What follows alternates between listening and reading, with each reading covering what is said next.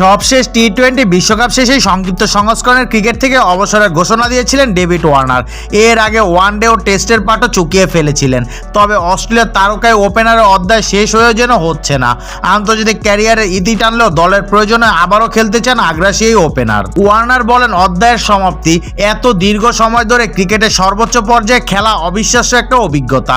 আমার দল ছিল অস্ট্রেলিয়া। আমার ক্যারিয়ারে বেশিরভাগ খেলাই হয়েছে আন্তর্জাতিক পর্যায়ে।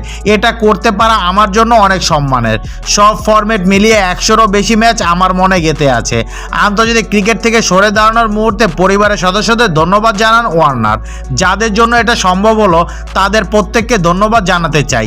আমার স্ত্রী এবং কন্যারা যারা অনেক ত্যাগ স্বীকার করেছে, ধন্যবাদ তোমাদের সমর্থনের জন্য। কেউ জানে না আমরা কিসের ভেতর দিয়ে গিয়েছি। ক্রিকেট সমর্থকদের উদ্দেশ্যে বলবো, আশা করি আমি আপনাদের বিনোদন দিতে পেরেছি এবং ক্রিকেটকে বদলে দিয়েছি, বিশেষ করে টেস্ট ক্রিকেটকে, যেখানে হয়তো অন্যদের চেয়ে আমরা একটু দ্রুত রান তুলি। দলের প্রয়োজনে 2025 আইসিসি চ্যাম্পিয়ন্স ট্রফিও খেলবেন ওয়ার্নার। সমর্থকদের ছাড়া প্রিয় কাজগুলো করা সম্ভব নয়।